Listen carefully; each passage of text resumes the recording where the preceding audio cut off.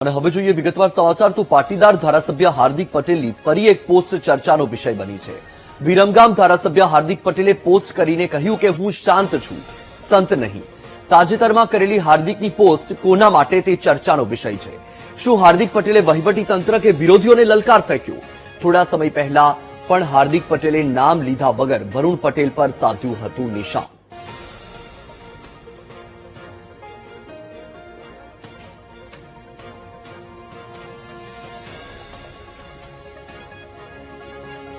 તો આપણે જણાવી દઈએ કે ધારાસભ્ય હાર્દિક પટેલે એક પોસ્ટ કરી છે અને એ પોસ્ટ હાલમાં ચર્ચાનું કારણ બની છે, ચર્ચાનો વિષય બની છે। વિરમગામ ધારાસભ્ય હાર્દિક પટેલે પોસ્ટ કરીને કહ્યું કે હું શાંત છું, સંત નહીં। તમે પોસ્ટમાં જોઈ શકો છો, હાર્દિક પટેલ ઓફિશિયલ પેજ પરથી આ પોસ્ટ છે કે જ્યાં અમે શાંત છીએ, સંત નહીં। મનમાં વહેમ હોય તો કાઢી નાખજો, કેમ કે આ શરૂઆત છે, અંત નહીં। અને આ પોસ્ટથી અનેક સવાલો ઉઠ્યા છે કે આ જે પોસ્ટ કરવામાં આવી છે એ કોના તરફ ઇશારો છે, કોને ટાંકીને આ પોસ્ટ કરવામાં આવી છે કે પછી કોને આ ટોણો મારવામાં આવ્યો છે। આ દરેક પ્રકારના સવાલો અત્યારે ઉઠી રહ્યા છે। એક પોસ્ટ અને અનેક ચર્ચા। તાજેતરમાં કરેલી હાર્દિકની પોસ્ટ કોના માટે છે એ સૌથી મોટો ચર્ચાનો વિષય છે। શું હાર્દિક પટેલે વહીવટી તંત્ર કે પછી વિરોધીઓને લલકાર ફેંક્યો, એ પણ એક સવાલ ઉઠી રહ્યો છે।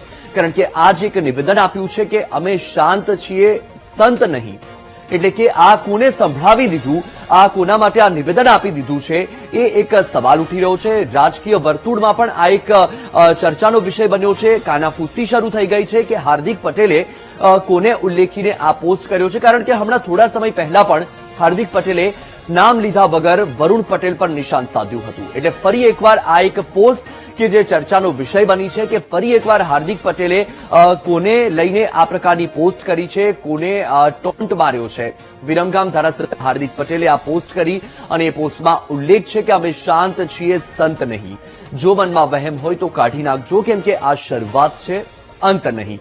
હવે સવાલ તો અનેક ઉઠી રહ્યા છે કે શરૂઆત શેની છે અને શેના અંતની વાત થઈ રહી છે। કારણ કે હાર્દિકભાઈ બીજેપીમાં જોડાયાને તો ઘણા સમય થઈ ગયો છે, ધારાસભ્ય બન્યાને પણ લગભગ 4 વર્ષ થઈ ગયા છે। તો હવે આ શેની શરૂઆત છે એ પણ એક સૌથી મોટો સવાલ થઈ રહ્યો છે। એટલે કે હાર્દિક પટેલની જે આ એક પોસ્ટ છે એ એક પોસ્ટે અનેક તર્ક વિતર્ક ઉભા કર્યા છે, અનેક ચર્ચા ઉભી કરી છે। પાટીદાર ધારાસભ્ય હાર્દિક પટેલે ફરી એક વખત પોસ્ટ કરીને રાજકીય વર્તુળમાં ગરમાવો લાવી દીધો છે। વિરમગામના ધારાસભ્ય હાર્દિક પટેલે આ પોસ્ટ કરી અને એ પોસ્ટ હાલમાં ચર્ચાનું કારણ બની। વધુ માહિતી મેળવીશું, સંવાદદાતા પાર્થ છે ફોન લાઈન પર। પાર્થ, ધારાસભ્ય હાર્દિક પટેલની એક પોસ્ટ અને એક પોસ્ટે અનેક ચર્ચા ઉદ્ભવી છે અને અનેક ચર્ચાને જન્મ આપ્યો છે। હાલમાં આ ચર્ચા બાદ શું નિવેદનો, પ્રતિક્રિયાઓ સામે આવી રહી છે?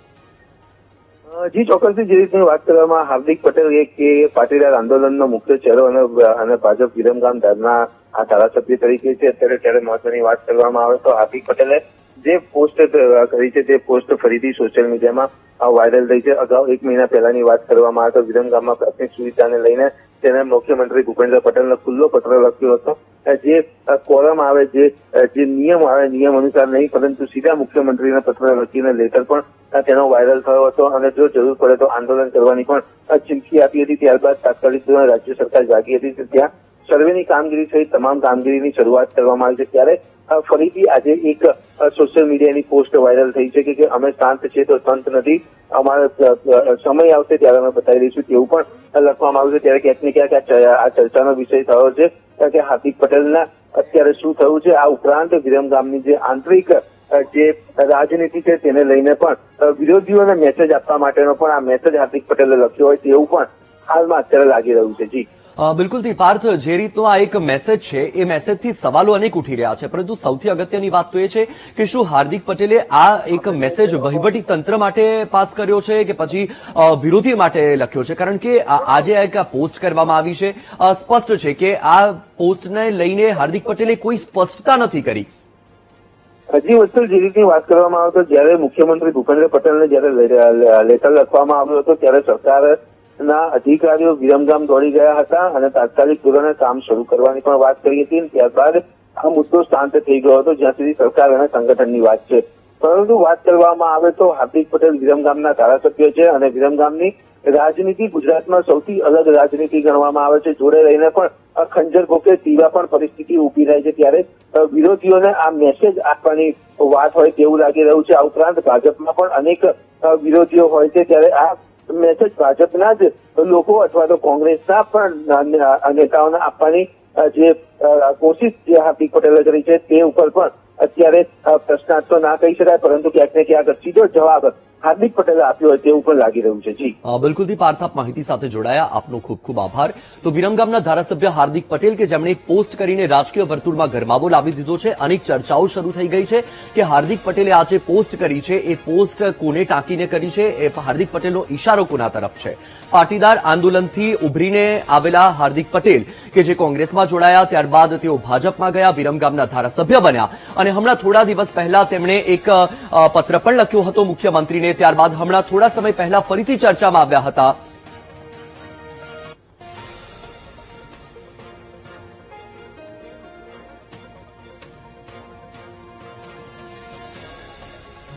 તો હાર્દિક પટેલ કે જે હમણાં થોડા દિવસોથી ફરીથી ચર્ચામાં આવ્યા છે.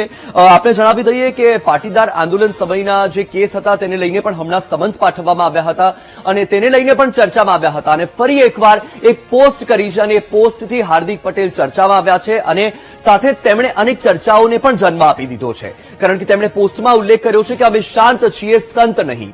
મનમાં વહેમ હોય તો કાઢી નાખજો, કેમ કે આ શરૂઆત છે, અંત નહીં. હવે સવાલ અનેક ઉઠ્યા છે કે ભાઈ વહેમ કોને છે, શરૂઆત શેની છે, અંત કયો, અંત શેની વાત કરી રહ્યા છો તમે? ભાજપના જ જે વહીવટદારો છે તેમના માટે આ પ્રકારનો એક મેસેજ મૂક્યો છે, વહીવટી તંત્ર માટેનો મેસેજ છે, વિરોધીઓને લલકાર્યા છે કે પછી થોડા દિવસ પહેલા વરુણ પટેલ પર પણ નિશાન સાધ્યું હતું. તો આ એક જે પોસ્ટ છે એ પોસ્ટને લઈને અનેક સવાલો ઉઠ્યા છે કે જે ધારાસભ્ય હાર્દિક પટેલ છે તેમણે આ પોસ્ટ કોના માટે મૂકી છે. કારણ કે હાર્દિક પટેલ ધારાસભ્ય બન્યાને તો લગભગ 4 વર્ષ થવા આવી ગયા છે. તો શરૂઆત શેની થઈ?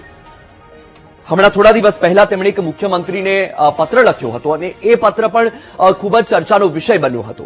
અને હવે જે આ પોસ્ટ એક હાર્દિક પટેલે કરી છે એ પોસ્ટ બાદ અનેક સવાલો ઉઠ્યા છે કે શું હાર્દિક પટેલે વહીવટી તંત્ર સામે જ આ એક પ્રકારે પોસ્ટ રૂપી શસ્ત્ર ઉગામ્યું છે. અને આ પોસ્ટ બાદ વીટીવી ન્યૂઝ પર હાર્દિક પટેલનું પહેલું નિવેદન, ધારાસભ્ય હાર્દિક પટેલે કહ્યું કે મારે જે કહેવાનું હતું એ કહી દીધું, હવે આ વિશે કોઈ ચર્ચા ન હોય. જ્યારે વીટીવી ન્યૂઝે હાર્દિક પટેલ સાથે વાત કરવાનો પ્રયત્ન કર્યો તો હાર્દિક પટેલનું આ નિવેદન છે. ધારાસભ્ય હાર્દિક પટેલે આ એક ગર્ભિત પોસ્ટ મૂકી છે અને તેનાથી અનેક ચર્ચા જન્માવી છે. ત્યારે આ પોસ્ટની સ્પષ્ટતાને લઈને વીટીવી ન્યૂઝે ધારાસભ્ય હાર્દિક પટેલ સાથે વાત કરવાનો પ્રયત્ન કર્યો તો તેમણે કહ્યું કે આ વિશે કોઈ ચર્ચા ન હોય, મારે જે કહેવું હતું એ પોસ્ટમાં કહી દીધું છે. એટલે કે હાર્દિક પટેલે આ પોસ્ટ વિશે ખુલાસો કરવાનું ટાળ્યું છે કે તેમણે કોના તરફ આ પોસ્ટ મૂકી છે, કોના તરફ ઇશારો કરતી આ પોસ્ટ છે. કારણ કે આ પોસ્ટ પણ તમે તમારી ટીવી સ્ક્રીન પર જોઈ રહ્યા છો કે તેમાં કોઈ સ્પષ્ટતા નથી કરવામાં આવી કે કોને લઈને આ પોસ્ટ કરવામાં આવી છે. તેમણે માત્ર એટલું લખ્યું છે કે અમે શાંત છીએ, સંત નહીં. મનમાં વહેમ હોય તો કાઢી નાખજો, કેમ કે આ શરૂઆત છે, અંત નહીં. અને હવે આ પોસ્ટથી અનેક સવાલો ઉઠ્યા છે. ત્યારે આ પોસ્ટનો ખુલાસો જાણવા માટે, સ્પષ્ટતા માટે વીટીવી ન્યૂઝની ટીમે ધારાસભ્ય હાર્દિક પટેલ સાથે વાત કરવાનો પ્રયત્ન કર્યો, પરંતુ તેમણે જવાબ આપવાનું ટાળ્યું છે, ખુલાસો કરવાનું ટાળ્યું છે. તો આપણી સાથે પાટીદાર નેતા દિનેશ બાંભણિયા છે ફોન લાઈન પર. દિનેશભાઈ, સ્વાગત છે આપનું વીટીવી ન્યૂઝમાં. દિનેશભાઈ, હાર્દિક પટેલની એક પોસ્ટ તમે જોઈ હશે, તેમણે પોસ્ટમાં ઉલ્લેખ કર્યો છે કે અમે શાંત છીએ, સંત નહીં.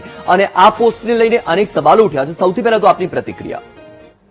જો હવે પોસ્ટ કોના ઉદ્દેશ્યને લખાય છે એ મને ધ્યાનમાં નથી અને મારે એ બાબતની કોઈ ચર્ચા પણ એમની સાથે થઈ નથી.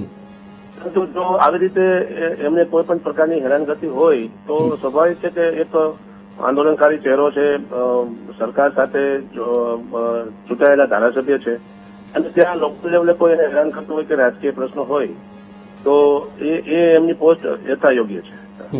બિલકુલથી દિનેશભાઈ, એમની પોસ્ટ એમને કોઈ કન્નડગત હોય, કંઈ પણ હોય, પરંતુ એમણે ગર્ભિત પોસ્ટ મૂકી છે, કોઈ પણ સ્પષ્ટતા નથી કરી. હું એ જ આપને કહેવા માંગુ છું કે મારે એની સાથે ચર્ચા નથી થઈ એટલે આ વિષયમાં તો હું વધારે કહી ના શકું. હાર્દિક સાથે વાતચીત કર્યા પછી જ આ બાબતે હું આપને જણાવીશ. અચ્છા દિનેશભાઈ, એક સવાલ એ કે હમણાં થોડા સમય પહેલા પણ હાર્દિક પટેલે નામ લીધા વગર વરુણ પટેલ પણ નિશાન સાધ્યું હતું, તો શું આ પોસ્ટ એમના તરફનો ઈશારો ગણી શકીએ?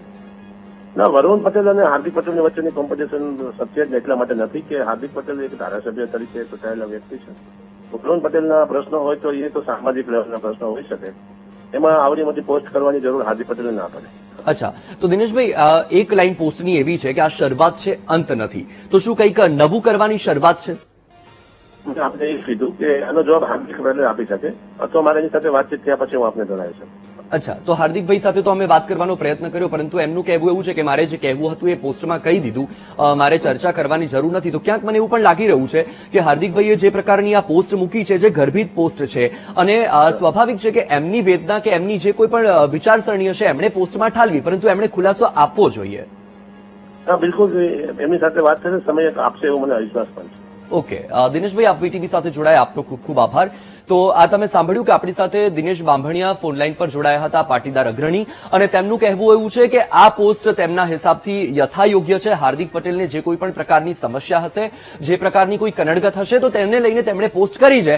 પરંતુ સૌથી અગત્યની વાત એ છે કે તમને કોઈ પણ પ્રકારની સમસ્યા છે, કોઈ પણ કનડગત છે, અને કોઈ પણ તમારી વ્યથા છે, તમે ઠાલવી રહી શકો છો, તમને પૂરેપૂરી સ્વતંત્રતા છે. પરંતુ જે રીતની આ પોસ્ટ છે એ પોસ્ટ ગર્ભિત છે, અને આ પોસ્ટમાં કોઈ પણ પ્રકારની સ્પષ્ટતા નથી કરવામાં આવી કે આ પોસ્ટ કોને ઉલ્લેખીને કરવામાં આવી છે, આ પોસ્ટ કોના તરફ ઇશારો કરી રહી છે, અને તેના કારણે અનેક સવાલ ઉઠી રહ્યા છે. કારણ કે જ્યાં એક તરફ તમે જાહેર જીવન જીવી રહ્યા છો અને જ્યાં તમે એક જાહેર પ્લેટફોર્મ ઉપર આ પ્રકારની પોસ્ટ કરી રહ્યા છો, પરંતુ એ પોસ્ટની અંદર તમે કોઈ પણ પ્રકારનો ખુલાસો નથી કર્યો.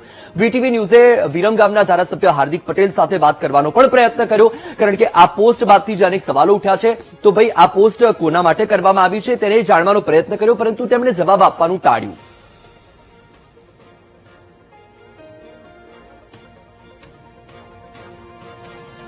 તો આ જ મુદ્દે આપણી સાથે અમારા સહયોગી અંકુર રાવલ પણ જોડાઈ ગયા છે. અંકુર, હાર્દિક પટેલ કે જે હમણાં થોડા દિવસથી વિવિધ કારણોસર ચર્ચામાં રહી ચૂક્યા છે, અને ફરી એકવાર તેમની એક પોસ્ટ ચર્ચામાં આવી છે, પરંતુ એ પોસ્ટે અનેક સવાલ જન્માવ્યા છે, કારણ કે એમની એક પોસ્ટ છે એ ગર્ભિત છે.